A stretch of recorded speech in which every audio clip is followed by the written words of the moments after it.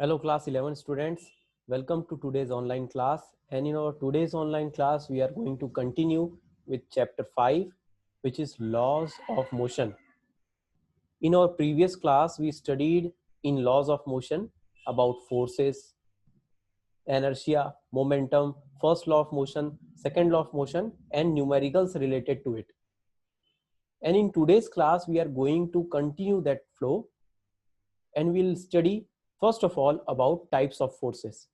तो सबसे पहले जानते हैं कि कितने प्रकार के फोर्सेस के बारे में स्टडी करेंगे हम.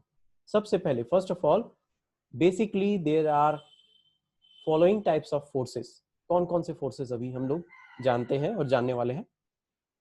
First type of force which we already know is non contact forces, जिसको हम लोग फील्ड फोर्स भी बोलते हैं, फील्ड फोर्सेस भी बोलते हैं. नॉन कॉन्टैक्ट फोर्स नाम से ही समझ में आ रहा है कि इस फोर्स को अप्लाई होने के लिए कांटेक्ट की जरूरत नहीं है. तो कांटेक्ट की जरूरत कब पड़ती है? Like for example, first of all आप देखे हैं, आपने अक्सर देखा है जब आप एक बेंच है रखा हुआ, एक टेबल रखा हुआ, एक दीवार है, कोई भी ऑब्जेक्ट है, उसमें अगर आपको फोर्स लगाना है, उसमें अगर हमको फोर्स लगाना है तो हम क्या करेंगे? हम जाकर उसको टच करेंगे, कांटेक्ट करेंगे और जाकर धकेलेंगे, खींचेंगे, धकेलेंगे या खींचेंगे, पुश और पुल फोर्स लगाएंगे. उस प्रकार के फोर्स को हम कांटेक्ट फोर्स बोलते हैं, उस प्रकार के फोर्स को हम कांटेक्ट फोर्स बोलते हैं. मगर कुछ फोर्सेस होते हैं जो बिना कांटेक्ट में आए ही लग जाते हैं. Like for example magnetic force. दूर में एक मैग्नेट रखा हुआ है, एक और मैग्नेट पास में रखा हुआ, दोनों एक दूसरे पे फोर्स लगा दे रहे हैं बिना कांटेक्ट में आए, बिना किसी कांटेक्ट में आए फोर्स लगा दे रहे हैं, because they are having field around it. अपने आसपास उनके पास एक मैग्नेटिक फील्ड है. That's why. उसी प्रकार से इलेक्ट्रोस्टैटिक फोर्स भी है. दो चार्जेस हैं, एक दूसरे से दूर में है, मगर वो एक दूसरे पर रिपल्सिव या अट्रैक्टिव फोर्स लगा सकते हैं because they are having electric field around it. Electric field है आसपास और उसके कारण उन लोग दोनों फोर्स लगा सकते हैं. ग्रेविटेशनल फोर्स भी वैसा ही है. दो ऑब्जेक्ट दूर में रखे हुए हैं, एक ऑब्जेक्ट इधर है, यहाँ पे एक ऑब्जेक्ट, दोनों एक दूसरे से दूर में, मगर एक दूसरे पर अट्रैक्टिव फोर्स लगा सकते हैं, एक दूसरे को खींच सकते हैं अपने पास. क्यों? Because they are having gravitational field around themself. तो इसलिए हमने इनको फील्ड फोर्स कहा. That's why we said field force, non contact force. फिर आते हैं contact force which we already know about little bit. Contact force for which you need some contact to be applied. जैसे कि एक bench को धकेलना है, force लगाएंगे आप, कांटेक्ट में आएंगे. यस. तो इस प्रकार से फोर्सेस को हम बांट सकते हैं, कांटेक्ट फोर्सेस को tension force, normal reaction force, spring force और फ्रिक्शन फोर्स में. इन सारे में से स्प्रिंग फोर्स के बारे में हम लोग बाद में पढ़ेंगे. मगर टेंशन फोर्स कौन कौन से? टेंशन फोर्स के बारे में अभी हम पढ़ लेंगे इस बार क्लास 11th में, इसी चैप्टर में. नॉर्मल रिएक्शन के बारे में भी पढ़ लेंगे और फ्रिक्शन फोर्स के भी बारे में हम लोग पढ़ लेंगे. थोड़ा सा इंट्रोडक्शन लेंगे स्प्रिंग फोर्स क्या होता है उसके बारे में. मगर अभी हम टेंशन फोर्स के बारे में जानेंगे, स्प्रिंग नॉर्मल रिएक्शन फोर्स के बारे में डिटेल में जानेंगे, फ्रिक्शन फोर्स के बारे में भी डिटेल में जानेंगे इसी चैप्टर में. स्प्रिंग फोर्स क्या होता है, स्प्रिंग फोर्स के बारे में भी इंट्रोडक्शन पार्ट समझेंगे. मगर ये सब समझ लो, ये जितने फोर्सेस बोले मैंने, ये सारे फोर्स कॉन्टैक्ट फोर्स हैं. मतलब इसमें आपको कांटेक्ट में आना पड़ेगा, उस ऑब्जेक्ट के कांटेक्ट में आके ही अप्लाई कर पाएंगे फोर्स को. ओके. तो आगे बढ़ते हुए अब देखते हैं और भी किसी प्रकार के फोर्स होते हैं क्या. हाँ, तो कुछ फोर्सेस और होते हैं, न्यूक्लियर फोर्स बोलते हैं जिनको. न्यूक्लियर फोर्स जो एक इलेक्ट्रॉन और एक प्रोटॉन है, इलेक्ट्रॉन और प्रोटॉन एक दूसरे से बंधे हुए हैं एक एटम के अंदर. प्रोटॉन और प्रोटॉन, सॉरी, प्रोटॉन और प्रोटॉन एक न्यूक्लियस के अंदर बंधे हुए. प्रोटॉन और प्रोटॉन तो एक दूसरे को रिपेल करेंगे, मगर उनके बीच में एक फोर्स लगता है जिसको हम लोग न्यूक्लियर फोर्स बोलते हैं, जो न्यूक्लियस के अंदर में रहता है. प्रोटॉन न्यूट्रॉन रहते हैं ना, तो प्रोटॉन और प्रोटॉन देखो, 5 प्रोटॉन है उसके अंदर, मगर सारे प्रोटॉन एक दूसरे को रिपेल करेंगे, पॉजिटिव चार्ज नहीं, मगर वो कुछ एक फोर्स से बंधे हुए रहते हैं जिसको हम लोग न्यूक्लियर फोर्स बोलते हैं. और भी कुछ फोर्सेस होते हैं जिसको हम लोग वीक फोर्स बोलते हैं, जिसके बारे में आप मॉडर्न फिजिक्स में भी जानोगे. So this many forces are there. First of all, non-contact force, field forces. Contact force जिसके अंदर टेंशन फोर्स आएगा, रिएक्शन फोर्स आएगा, नॉर्मल रिएक्शन फोर्स बोलते हैं, स्प्रिंग फोर्स आएगा और फ्रिक्शन फोर्स आएगा, और उसके बाद में न्यूक्लियर फोर्स, और आखिरी में वीक फोर्सेस भी होते हैं कुछ, जिसको हम लोग बाद में पढ़ेंगे डिटेल में, not in this class. So according to our syllabus, first of all we are going to understand a little bit about gravitational force. Sir gravitation force NLM में क्यों पढ़ रहे हैं, न्यूटन्स लॉ ऑफ मोशन में? क्योंकि that is the beginning of it. This is going to give you an idea about normal reaction force, जिसके बारे में हमें अभी आगे पढ़ना है. तो ग्रेविटेशन फोर्स के बारे में हम लोग पहले से जानते हैं कि एक ऑब्जेक्ट दूसरे ऑब्जेक्ट के ऊपर एक फोर्स लगाता है बिकॉज ऑफ इट्स मास. वो फोर्स की वैल्यू हमने पिछली बार 9th क्लास में भी देखी थी, F is equal to capital G into M1 into M2 upon R square, जिसमें से R था दो ऑब्जेक्ट्स के बीच की दूरी. मगर उसको अभी छोड़कर हम लोग वेट पे ध्यान देते हैं. अगर आपके पास कोई ऑब्जेक्ट है जो अर्थ में रखा हुआ है तो उसका मास m है, m मतलब kg में होगा, 5 kg 10 kg उसका मास होगा, तो उसका वेट कितना होगा?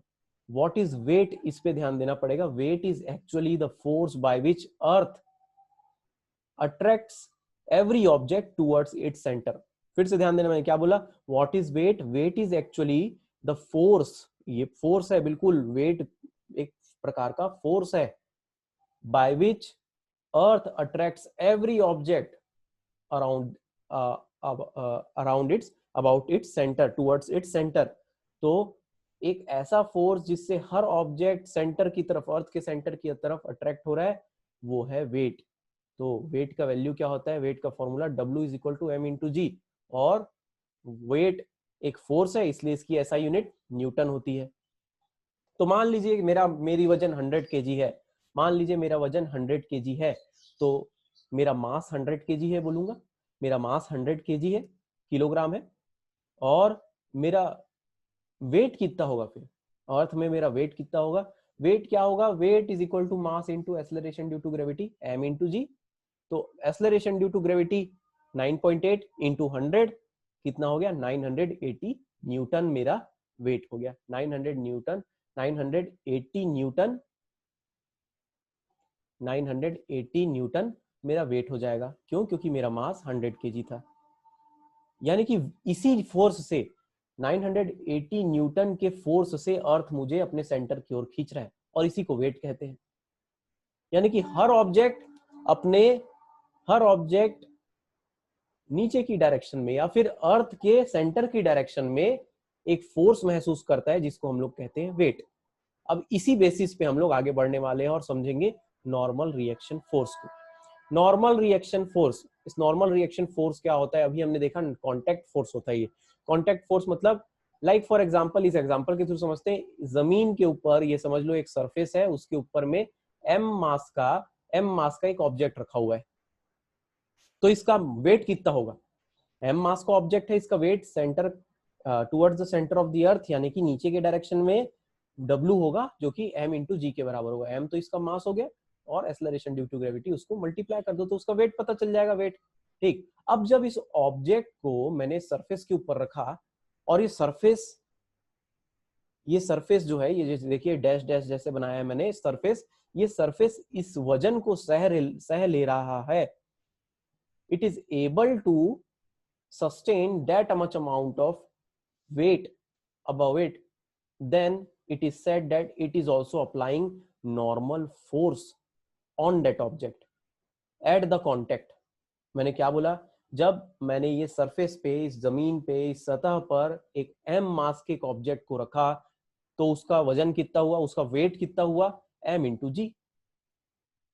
और ये सरफेस अगर उस वेट को सह ले रहा है, टूट नहीं रहा है या धस नहीं रहा है वो ऑब्जेक्ट, अगर सरफेस टूट नहीं रहा है या फिर वो ऑब्जेक्ट धस नहीं रहा है, धसना बोले ना, नीचे और नहीं जा रहा. कई बार आप देखना, आप रेत के ऊपर रख दो तो नीचे धसने लग जाएगा वो. हाँ, आप अगर किसी सेमी सॉलिड कीचड़ वैसी जगह में आप रख दिए किसी भारी से सामान को, तो नीचे धसने लगेगा. क्या ये धस रहा है? क्या नहीं. इसका मतलब ये वो वजन को सह ले रहा है, और सह ले रहा है मतलब एक नॉर्मल फोर्स लगा रहा है इसके अगेंस्ट.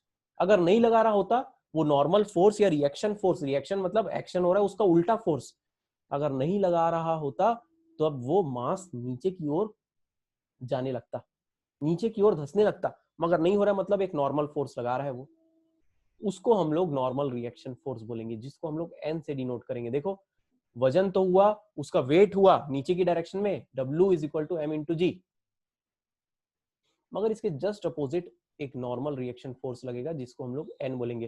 क्यों बोल रहे हैं हम लोग एन रिएक्शन फोर्स लग रहा है, नॉर्मल रिएक्शन फोर्स लग रहा है? क्योंकि वो ऑब्जेक्ट उस सतह के ऊपर, उस सरफेस के ऊपर अच्छे से इक्विलिब्रियम में रुका हुआ है, रुका हुआ है भाई, रुका हुआ है, नीचे की ओर नहीं धंस रहा, मतलब एक अपोजिट फोर्स लग रहा है उसके ऊपर, नहीं तो फिर वो नीचे धंसने लग जाता।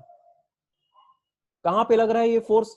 Surface in contact. कहां पर? देखो ये ऑब्जेक्ट जहां खत्म हो रहा है और सरफेस चालू हो रहा है ना, वहीं पे ये फोर्स लग रहा होगा, इसको हम लोग नॉर्मल रिएक्शन फोर्स बोलते हैं।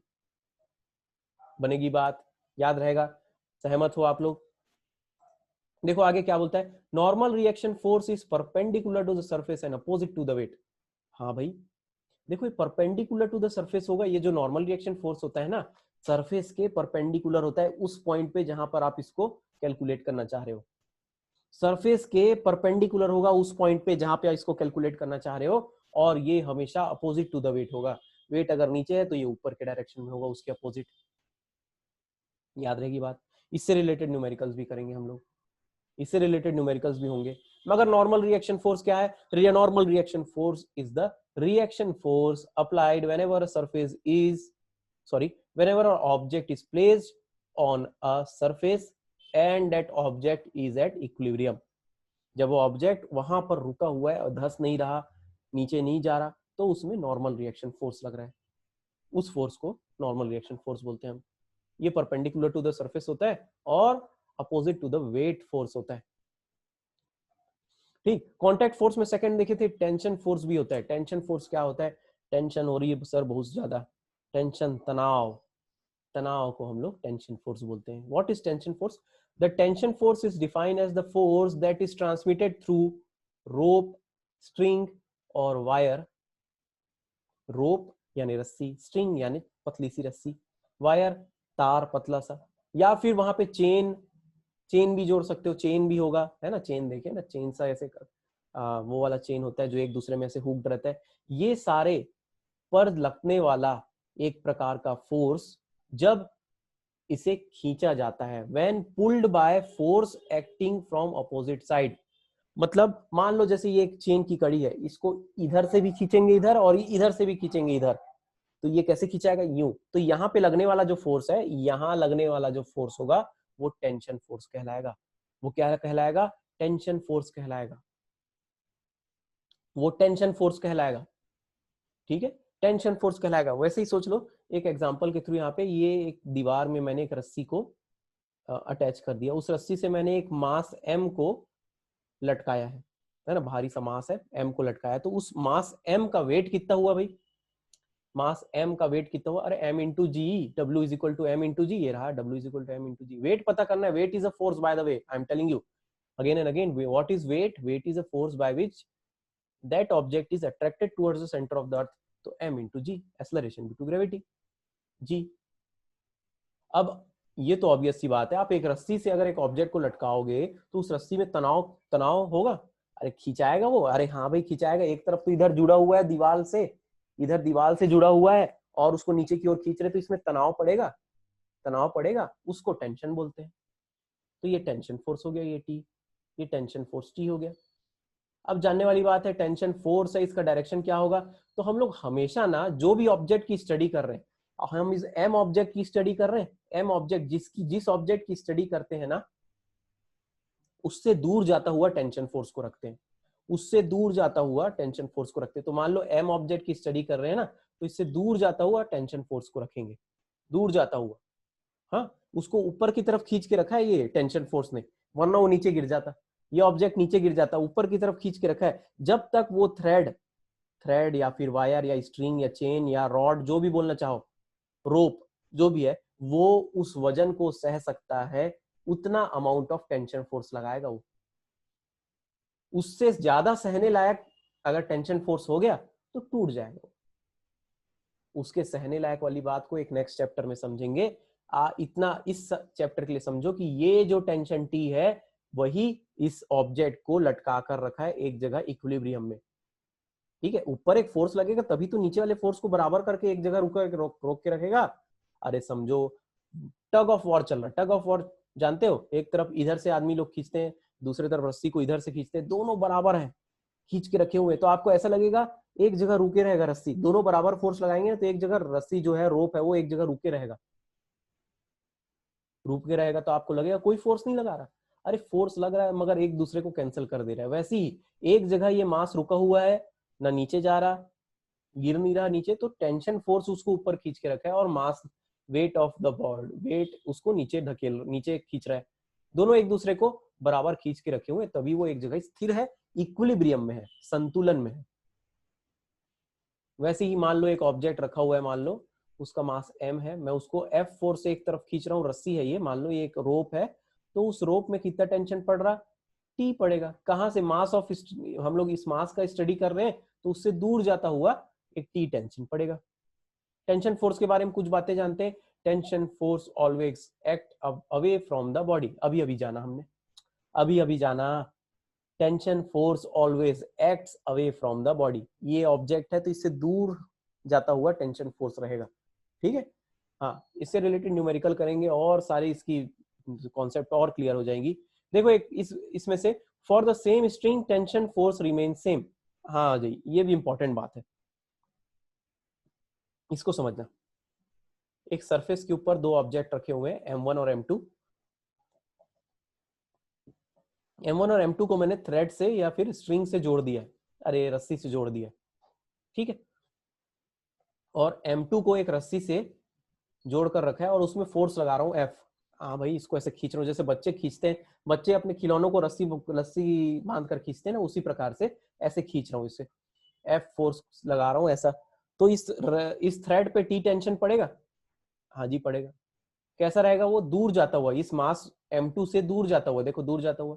वैसे ही यहाँ भी जो रस्सी है उसमें दूर जाता हुआ इधर टेंशन पड़ रहा है T, और इसमें भी तो टेंशन पड़ेगा भाई। जब इसकी स्टडी करेंगे, M1 की स्टडी करेंगे, तो यहाँ भी एक टेंशन T पड़ेगा, देखो इससे भी दूर जाता हुआ। तो इसका बोल सकता हूँ कि ये जो थ्रेड है, जो एक ही तो है, एक ही तो रस्सी है यहाँ पे, इसमें फोर्स जो लग रहा है वो इस ऑब्जेक्ट के लिए भी दूर जाता हुआ, इस ऑब्जेक्ट के लिए भी दूर जाता हुआ।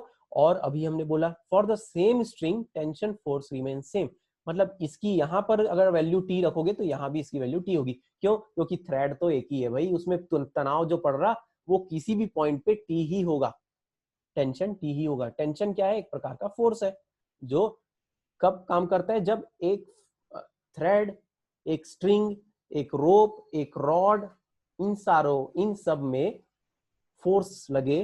कैसा फोर्स, जो इसको खींचे, एक इस तरफ और एक इस तरफ। तो सर तो इधर तो ऐसा लग रहा कि एक तो एक इस तरफ और एक इस तरफ, अरे तो इसको आगे सस्टेन कर दो, एक इधर जा रहा और एक इधर जा रहा ना, तो इसको खींच रहा है। हाँ, ये है टेंशन फोर्स, ये है टेंशन फोर्स, ये है टेंशन फोर्स। अगर ये बात आगे समझ में आई होगी, ये समझ में आ गई बात, तो हम लोग आगे बढ़ते हैं और समझते हैं फ्री बॉडी डायग्राम। हम लोग अभी बेसिक कॉन्सेप्ट समझ रहे हैं। आप अगर आपको मैं ये नहीं समझाऊं और डायरेक्ट न्यूमेरिकल में भी कूद लूं, न्यूमेरिकल को भी समझे, then also you will be able to understand, but this is very important for your competition exams, because sometimes questions are asked from the concept, not from the numerical, so we have to understand it. Free body diagram, what is free body diagram? नाम से ही लग रहा है एक प्रकार का diagram है, जो कोई भी ऑब्जेक्ट हो उसके बारे में बनाया जाएगा। फ्री बॉडी डायग्राम को फिजिक्स में बनाया जाता है जब हम लोग एनएलएम या लॉज ऑफ मोशन पढ़ते हैं। वाई, बिकॉज उससे रिलेटेड स्टडी करना आसान हो जाता है डायग्राम के थ्रू। आप लोग फिजिक्स में समझ चुके होंगे, डायग्राम बनाओ तो और अच्छे से समझ में आने लगता है आपको, जो न्यूमेरिकल है या फिर जो भी प्रॉब्लम है। तो फ्री बॉडी डायग्राम एक प्रकार का डायग्राम है। The diagram used to show the relative magnitude and direction of all the forces acting upon an object in a given situation is called free body diagram. इसका मतलब किसी object में जितने भी फोर्सेस लग रहे हैं, उस ऑब्जेक्ट को, उस फोर्सेस को आप एक डायग्राम के थ्रू रिप्रेजेंट कर दो, तो उसको हम लोग फ्री बॉडी डायग्राम बोलेंगे। कैसे बनाते हैं फ्री बॉडी डायग्राम, तो देख लो, समझ लो। Body is taken as point mass assumption, वो बॉडी जो है ना उसमें एक पॉइंट हम लोग अज्यूम कर लेते हैं जहां पर उसका पूरा मास कॉन्सेंट्रेटेड है, वहीं से काम कर रहा है और वहीं पे हम लोग उस पॉइंट से फोर्स को बनाएंगे। ठीक है, देखेंगे आगे। Show all the forces acting on the body, और उस पॉइंट से जितने भी फोर्स लग रहे हैं उस ऑब्जेक्ट में उसको शो कर दो। देखते हैं अभी आगे समझ में आएगा, लगाएंगे example. Force acting on body is observed from the inertial frame, और जितने भी फोर्स लग रहे हैं ना उस पे, जितने भी फोर्स लग रहे हैं उसके कारण क्या पता हो कुछ एक्सलरेशन भी पैदा हो रहा हो, उसको आप ऑब्जर्व करो फ्रॉम इनर्शियल फ्रेम, मतलब बाहर से आप ऑब्जर्व करो, आप खुद ऑब्जर्वर बन जाओ और ग्राउंड से आप ऑब्जर्व करो जहां से सारी चीज रुकी हुई हो, ग्राउंड से आप ऑब्जर्व करोगे इनर्शियल फ्रेम में। इनर्शियल फ्रेम के बारे में हमने पढ़ लिए थे पहले, है ना, रिलेटिव मोशन पढ़े थे। तो क्या कि ऐसी जगह से आप उसको ऑब्जर्व करोगे जहां पर आप उस ऑब्जेक्ट के ऊपर नहीं हो, आप ग्राउंड में हो। ठीक है, जहां पर वो ऑब्जेक्ट रखा हुआ है उसी फ्रेम में। ठीक, तो देखते हैं ये क्या बात हुई सर। चलो इसके बाद में देखते हैं ये एग्जांपल देखो। लाइक फॉर एग्जांपल एक मास m का ऑब्जेक्ट रखा हुआ है सरफेस के ऊपर, तो उसमें क्या क्या फोर्स काम कर रही है तो हमने पहले ही समझ गया, उसके ऊपर वेट फोर्स काम कर रहा है, W is equal to M into g.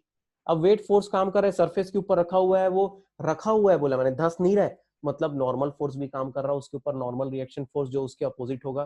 तो चलो इसका फ्री बॉडी डायग्राम बनाते हैं, कैसे दिखेगा। ये देखो, ये पॉइंट हो गया, ये ऑब्जेक्ट यहाँ पर, इसकी इस ऑब्जेक्ट को मैंने एक पॉइंट जैसा बना दिया, उसमें नीचे दिख रहा है W is equal to M into ji, weight हो गया, और इस पॉइंट से ऊपर के डायरेक्शन, जस्ट W के अपोजिट डायरेक्शन में N फोर्स लग रहा है, नॉर्मल फोर्स। ये हो गया फ्री बॉडी डायग्राम। बोलो बनेगा, बोलो बनेगा। कुछ जगह में क्वेश्चन भी दिए हैं कि फ्री बॉडी डायग्राम बनाओ, मगर मैंने आगे बढ़ने के लिए, जल्दी से आगे बढ़ने के लिए बात नहीं पूछी है, मगर आप लोग भी बना सकते हैं फ्री बॉडी डायग्राम, उतना कठिन नहीं होता। ठीक, अब देखिए यहां से क्वेश्चन कैसे पूछता है और कैसे उसको सॉल्व करना है। तो देखो, according to first law of motion हमारा क्या जानते हैं हम, जो ऑब्जेक्ट रेस्ट में है वो रेस्ट में ही रहेगा, जो ऑब्जेक्ट मोशन में है वो उतने ही वेलोसिटी के मोशन में, उसी डायरेक्शन में अपना मोशन करते रहेगा तब तक जब तक एक्सटर्नल फोर्स उस पे एक्ट नहीं करता।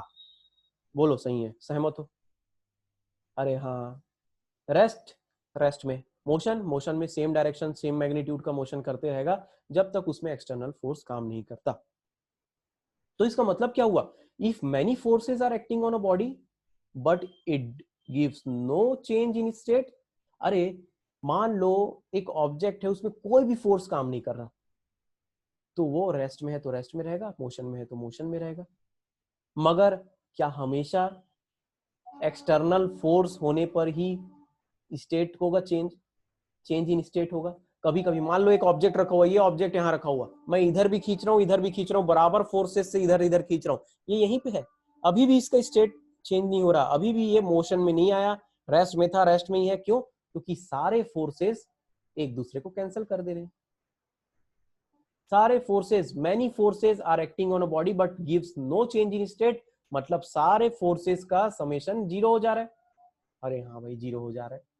तो ऐसे स्टेट को हम बोलेंगे इक्विलिब्रियम स्टेट, मतलब सारे फोर्सेस लग तो रहे हैं, बहुत सारे फोर्सेस, एक्सटर्नल फोर्स है, एक्सटर्नल फोर्स है बहुत सारा, मगर फिर भी स्टेट ऑफ, उसके स्टेट में कोई चेंज नहीं आया, उसके अवस्था में कोई चेंज नहीं आया, वो रुका हुआ है तो रुका ही छुआ है अभी भी। क्यों? क्योंकि वो सारे फोर्सेस एक दूसरे को कैंसिल कर दे रहे हैं।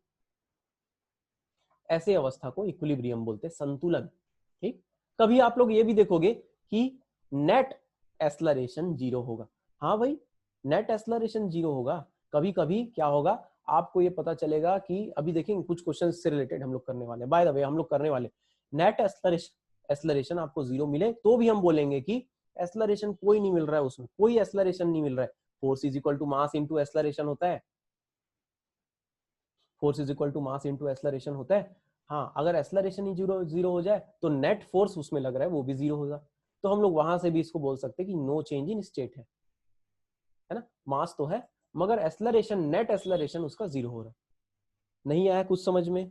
चलो न्यूमेरिकल के थ्रू समझते हैं, न्यूमेरिकल के थ्रू समझते हैं। ये हमारा न्यूमेरिकल एनसीईआरटी क्वेश्चन नंबर 5.15 क्या पूछता है, two bodies of masses 10 kg and 20 kg respectively kept on the smooth horizontal surface are tied to the ends of light string. A horizontal force of F is equal to 600 Newton is applied। बोलता है दो object हैं, एक object है पहला, दूसरा object है दूसरा, एक 10 kg का है, एक 20 kg का है, दोनों को रस्सी से हमने बांध दिया है, और उसमें से एक ऑब्जेक्ट पे हम लोग 600 न्यूटन का फोर्स लगा रहे हैं। तो बोल रहे हैं कि मान लो पहले हम लोग ए ऑब्जेक्ट पे लगा रहे हैं फोर्स और दूसरी बार हम लोग बी ऑब्जेक्ट में लगा रहे हैं, तो दोनों कंडीशन में what is the tension in the string in each case. तो ये बीच में जो स्ट्रिंग है ना, ये रस्सी है, रोप है, थ्रेड है, जो भी है, इसमें कितना टेंशन होगा। पहला कंडीशन क्या है कि हम लोग ए ऑब्जेक्ट ए पर फोर्स लगाएं। देखो ऑब्जेक्ट ए पर एक फोर्स लग रहा है एफ, जो कि 600 न्यूटन का है, जो कि क्या है 600 न्यूटन का है। तो चलो यही करके देखते हैं। सबसे पहले तो इसके बारे में एक फ्री बॉडी डायग्राम बनाने का प्रैक्टिस करेंगे, है ना। मैंने इसीलिए फ्री बॉडी डायग्राम आप लोगों को नहीं बोलना बनाने अभी से, क्योंकि हम लोग इसकी प्रैक्टिस न्यूमेरिकल में ही कर लेंगे।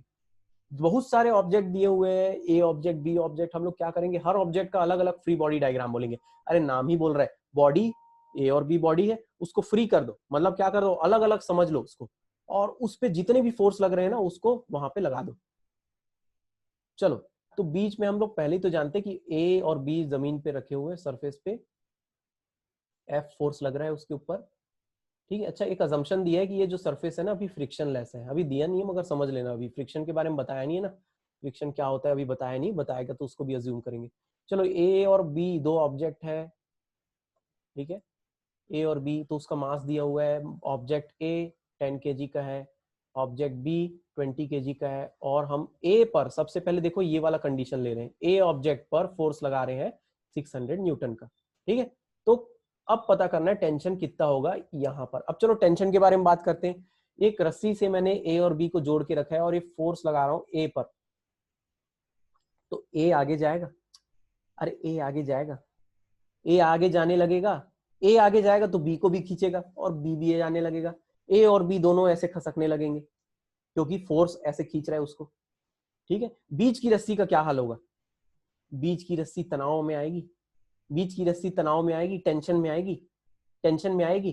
टेंशन में आना मतलब क्या होता है, इधर से भी खिंचाएगी इधर से भी खिंचाएगी, सर इधर से खिंचाएगी इधर से खिंचाएगी, तो फिर अरे समझने की बात है। हम लोगों ने क्या बात किया था कि टेंशन फोर्स जब लगता है तो हमेशा अवे फ्रॉम द ऑब्जेक्ट रखो उसको, अवे फ्रॉम द ऑब्जेक्ट। तो देखो ए ऑब्जेक्ट से दूर एक टी बना लिया मैंने टेंशन फोर्स, और बी ऑब्जेक्ट से दूर जाता है एक टेंशन फोर्स टी बना दिया। अभी भी ये अपोजिट डायरेक्शन में काम करें, अरे इधर से ऐसे करके ले लो, तो अभी ये ऐसा है, तनाव है, टेंशन है, रस्सी में टेंशन पड़ रहा, अरे अभी मैं ऐसा दिखा रहा हूँ, ऐसे का मतलब ये नहीं कि इन लोग ऐसे सिकुड़ रहे, फोर्स दोनों एक, ये असल में ऐसे करके एक दूसरे को खींच के टेंशन फोर्स लगा रहे। अच्छा, एक ही थ्रेड है बीच में, एक ही थ्रेड है ना, एक ही तो थ्रेड है, तो टेंशन फोर्स की वैल्यू कहीं पर भी सेम ही रहेगी, मतलब ऑब्जेक्ट बी के लिए भी टेंशन टी ही रहेगा, उसकी वैल्यू उतनी आएगी जो भी रहेगा, और ए के लिए भी टेंशन टी रहेगा। कब के लिए, पहला कंडीशन जब ए ऑब्जेक्ट को हम लोग खींच रहे हैं। कॉन्सेप्ट समझ में आए, आगे बढ़े। तो टोटल मास क्या हो रहा है, एक है 10 kg का, एक है 20 kg का, तो टोटल हो गया 30 kg का। 30 kg के ऑब्जेक्ट ये दोनों मिलाकर 30 kg का हो रहा है, और उसको एक एफ फोर्स खींच रहा है, ठीक है, खींच रहा है, F is equal to M into A. Total कितना हो गया 30, फोर्स हम लगा रहे हैं 600 न्यूटन का, तो एक्सेलरेशन पैदा करेगा, मोशन चालू होगा उसमें, मोशन चालू हो जाएगा, अरे फोर्स लगाओगे मोशन चालू हो जाएगा, मोशन चालू हो जाएगा।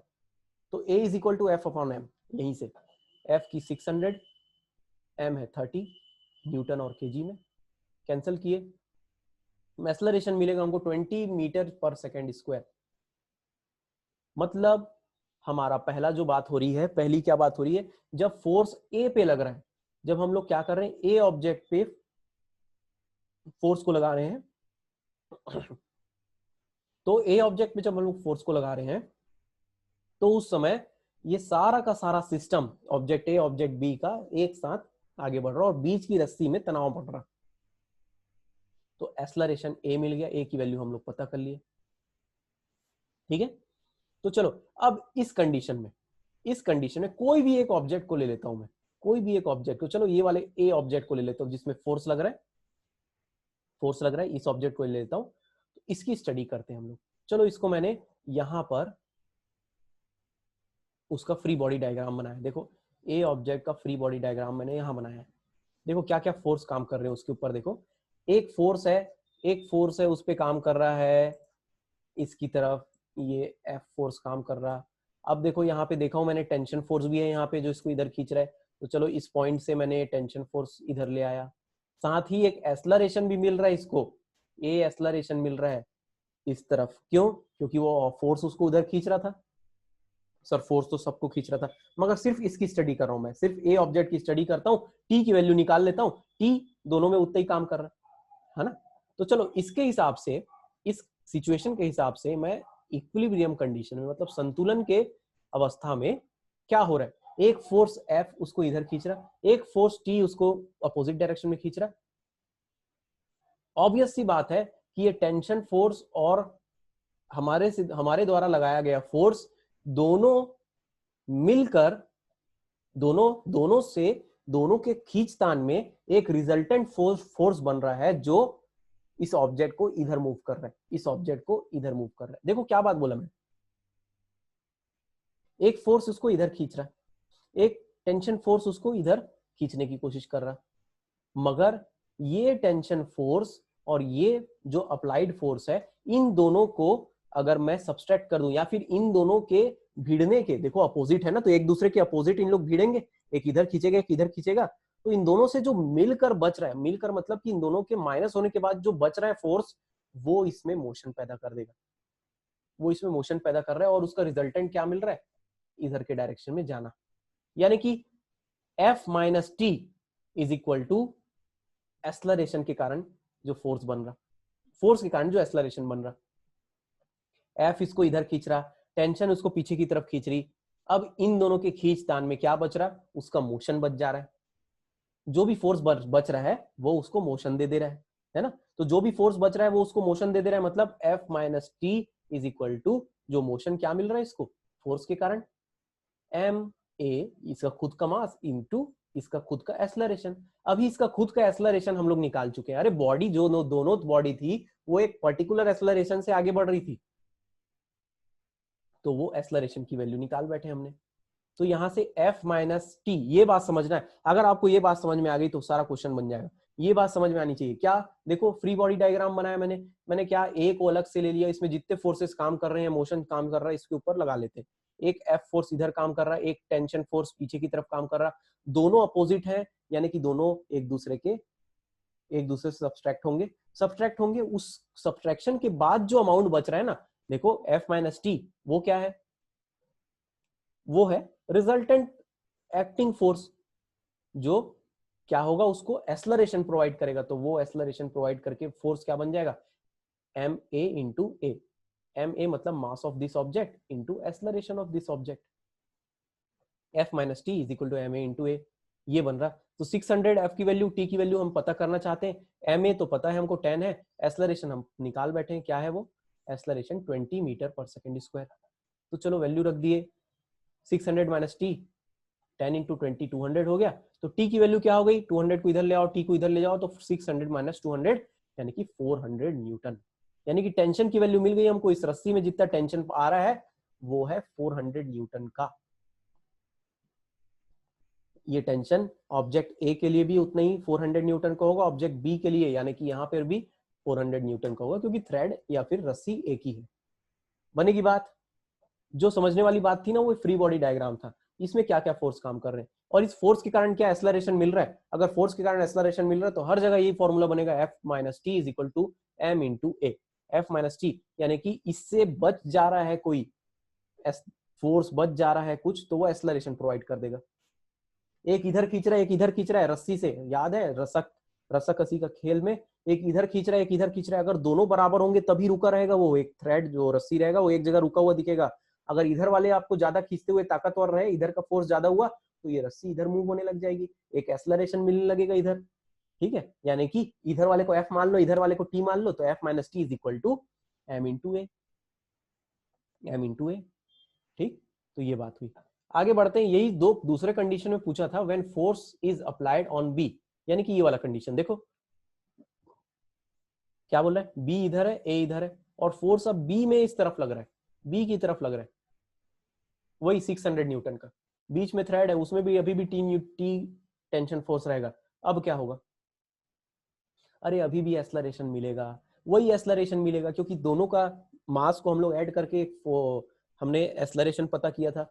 दोनों का मास हो गया था 30 kg का, एक 10 + 20 10 30 हो गया था, और फोर्स 600 न्यूटन का अभी भी है। तो एक एक्सलरेशन 20 मीटर/सेकंड स्क्वायर का यहाँ भी लगना है। बस थोड़ा सा चेंज हो जाएगा, क्या हो जाएगा कि अब हम लोग इस बी बॉडी का फ्री बॉडी डायग्राम बनाएंगे। बी बॉडी का बनाते हैं क्योंकि इसमें दो फोर्सेस काम करते हुए दिख रहे हैं हमको। एक फोर्स इसको इधर खींच रहा, एक फोर्स टेंशन फोर्स इसको पीछे खींच रहा, और इन दोनों से बचकर कुछ होगा तो एक्सलरेशन प्रोवाइड कर रहा। तो यहां भी F - t, देखो F इधर, T इधर, अपोजिट डायरेक्शन में है, F - t से बचकर एक एक्सलरेशन दिख रहा है हमको, is equal to mb × a। अब mb लेंगे भाई, mb यानी अब इसका मास इंटू इसका एक्सलरेशन। तो एक्सलरेशन तो दोनों बॉडी का सेम, मगर इसका मास अलग है, वो है 20 kg का, इंटू 20 मीटर/सेकंड स्क्वायर, मल्टीप्लाई हो गया। टेंशन अभी नहीं मालूम, F 600 न्यूटन है। ये फ्री बॉडी डायग्राम ही समझने वाली बात है, इसी से समझना है आपको, इसी के थ्रू ही आपका आगे बढ़ना है। तो 600 - t is equal to 400 newton. तो ये t इधर गया और 400 न्यूटन इधर आया, तो t इज इक्वल टू 600 - 400, जो कि हुआ 200 न्यूटन। तो देखो दोनों में अंतर क्या है, जब ऑब्जेक्ट ए पे लगाया गया था फोर्स तो टेंशन ज्यादा हो रहा था, कितना था 400 न्यूटन का, और जब ऑब्जेक्ट बी पे लगाया गया फोर्स तो टेंशन कम हो गया 200 न्यूटन का। क्यों हुआ ऐसा, अरे ऑब्वियस सी बात है, क्योंकि पहला वाला ऑब्जेक्ट जो था वो 10 kg था और पीछे वाला जो था 20 kg का। तो पीछे अगर ऑब्जेक्ट कम वजन का रहेगा ना, कम मास का रहेगा, तो टेंशन जो है रस्सी में वो थोड़ा कम होगा। और अगर पीछे वाला ऑब्जेक्ट ज्यादा मास का होगा और सामने वाला कम का, और उसमें लग रहा है फोर्स, तो ये रस्सी में ज्यादा फोर्स आना है आपके। ठीक है, बात समझ में आई ये वाली। ऐसे क्वेश्चन और भी करेंगे हम लोग, अभी तो स्टार्ट किए हैं बस। I hope you have understood. ऐसी प्रकार के क्वेश्चन जिसमें एक्सलरेशन नहीं मिलेगा, है ना, इक्विलिब्रियम स्टेट वाला एक क्वेश्चन हम लोग कर लेते हैं। इक्विलिब्रियम स्टेट वाला क्वेश्चन क्या पूछ रहा है, a mass of 6 kg suspended by a rope of length 2 metre from the ceiling. 2 metre की एक लंबाई का एक रोप है, उससे एक फोर्स लगाया है, उससे एक मास अटैच्ड है, सस्पेंडेड बाय द रोप, है ना। ये पूरा रस्सी 2 मीटर का है, उसमें 6 kg का एक ऑब्जेक्ट लटका दिया गया है। ठीक है, a force of 50 Newton in the horizontal direction is applied at the mid point of the रोप। अच्छा, ये मैंने मिड पॉइंट जैसा नहीं बनाया है, मगर मिड पॉइंट है, समझ लेना। ये पी पॉइंट पे एक फोर्स लग रहा है 50 न्यूटन का हॉरिजॉन्टल डायरेक्शन में। ठीक है, what is the angle of the rope with the vertical in equilibrium, take G is equal to 10 metre second square.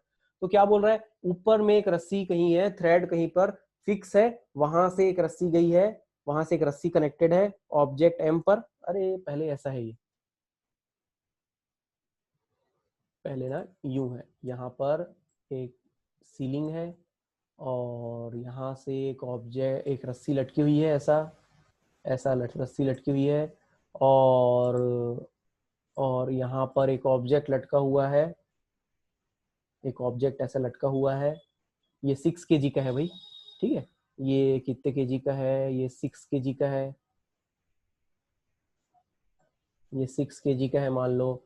ठीक, और ये 6 kg का ऑब्जेक्ट अगर लटका रहे तो आपको मालूम है कि इसका वेट फोर्स कहाँ लगेगा, नीचे के डायरेक्शन में लगना है। ठीक है, इतना तो मालूम। और इस रोप पे टेंशन होना, इतना तो हमको मालूम है। ठीक है, ये फिक्स है, यहाँ पे ये ऐसा फिक्स है।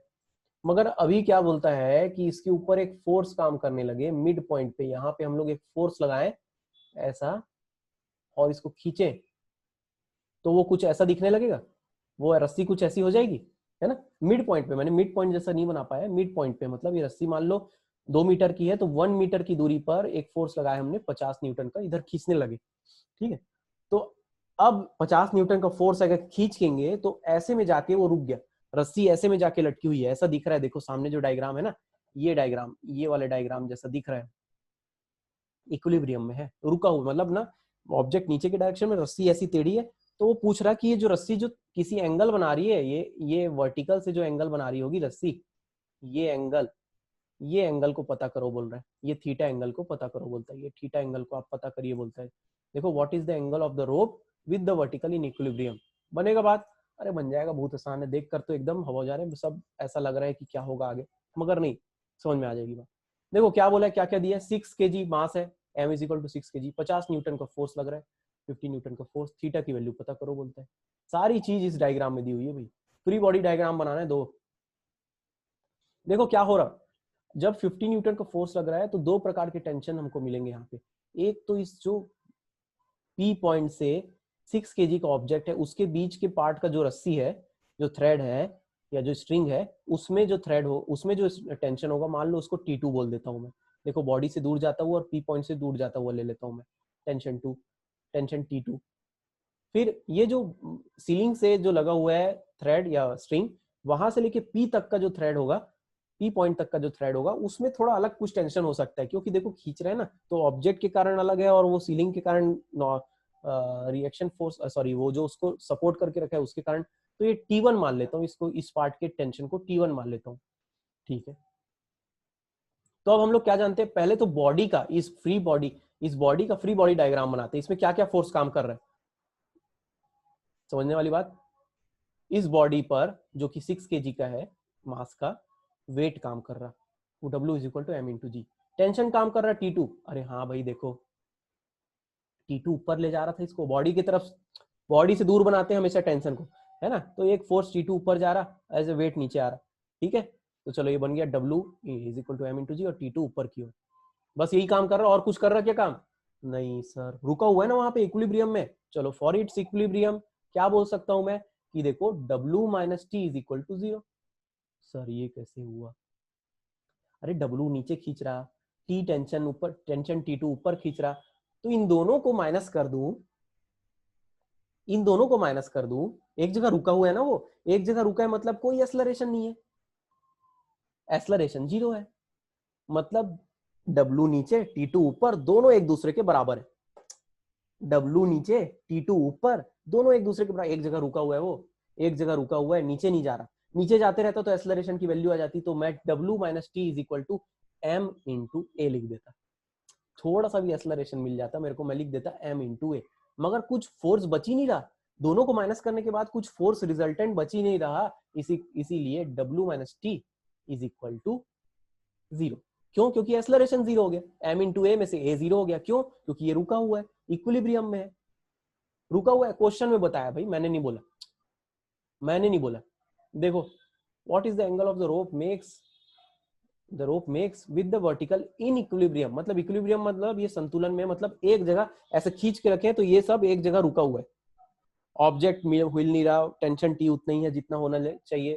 तो चलो आगे बढ़ते हैं, क्या हुआ, यहाँ से मिला W is equal to T2, अरे W माइनस T2, ये T मतलब T2 समझ लो अभी के लिए, चलो लिख देता हूँ, ये क्या हुआ T, क्या हुआ ये T2 इज इक्वल टू 0, तो W is equal to T2 बोल सकता हूँ। चलो W की वैल्यू क्या हो गई, W की वैल्यू हो गई M इंटू जी, और T2 की वैल्यू नहीं मालूम, तो T2 की वैल्यू नहीं, M क्या दिया हुआ 6 और G की वैल्यू 10 ले लो बोलता है, तो 6 इंटू 10 60 न्यूटन, यानी कि T2 is equal to 60 newton मिल गया हमको, 60 न्यूटन मिल गया हमको, बनेगी बात, T2 मिल गया। अब आसान हो गया बात, अब काम आसान हो गया, क्यों, क्योंकि अब फ्री बॉडी डायग्राम हम लोग किसके लिए बना सकते हैं, इतने सारे फोर्सेस जो काम कर रहे हैं P पॉइंट पे, देखो P पॉइंट पे जहां पर फोर्स लग रहा है, कौन सा 50 न्यूटन का फोर्स लग रहा है, एक T1 इधर जा रहा, T2 इधर जा रहा, और 50 न्यूटन का फोर्स इधर लग रहा, इतने सारे फोर्सेस P पॉइंट से लग रहे हैं, उस P पॉइंट के लिए हम लोग फ्री बॉडी डायग्राम बना लेते हैं।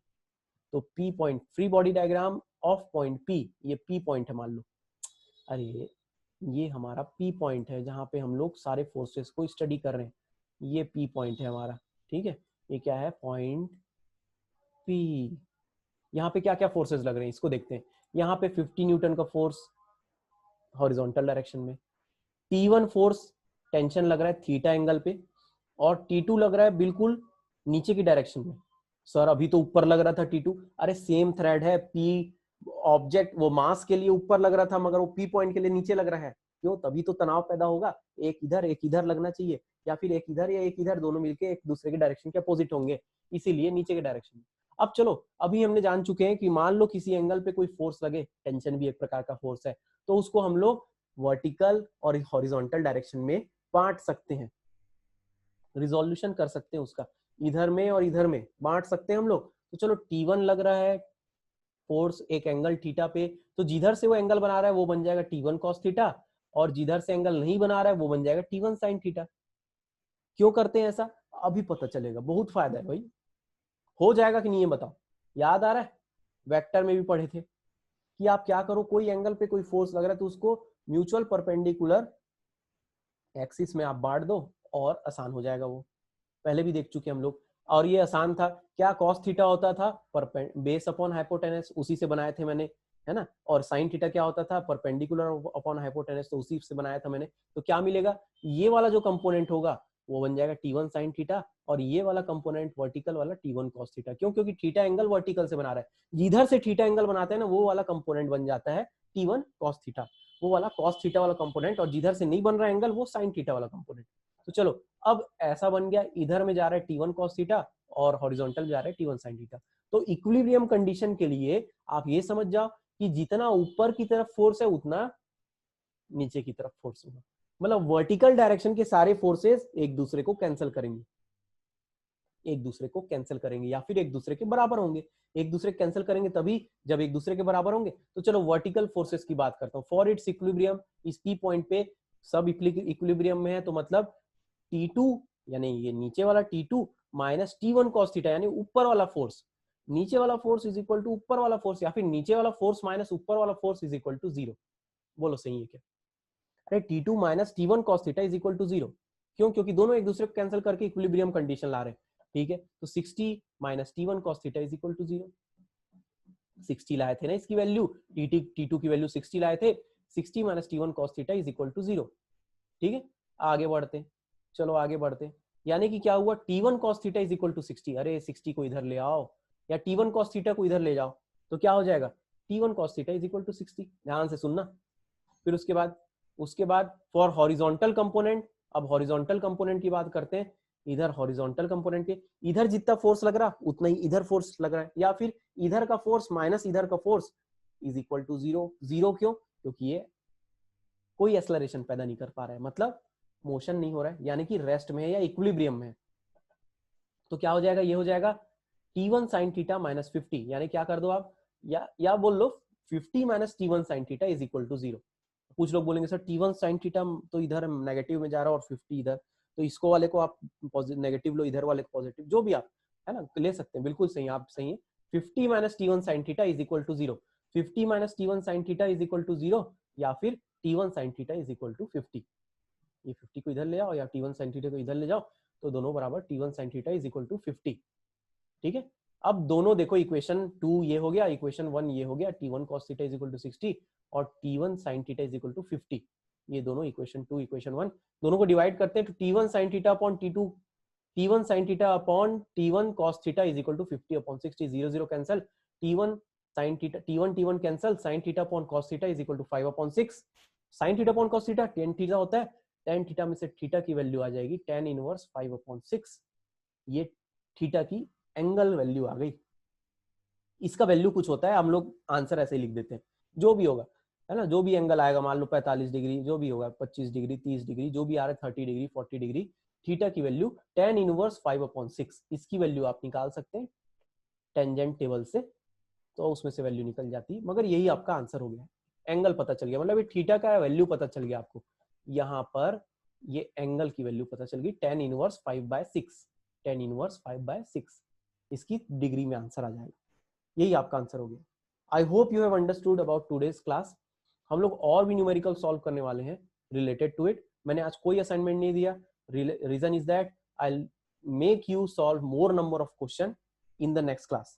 This is it for today, but remember what we have done. We have understood about types of forces, we have understood about contact forces, tension force क्या होता है, नॉर्मल रिएक्शन फोर्स क्या होता है, और उससे रिलेटेड कॉन्सेप्ट को समझे और न्यूमेरिकल सॉल्व किया। आज का इंपॉर्टेंट टॉपिक था, आज का important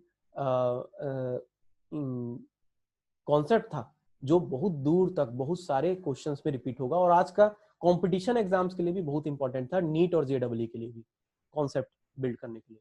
more number of question will solve. This is it for today. Keep on studying, try to solve more number of question from reference book. Have a nice day.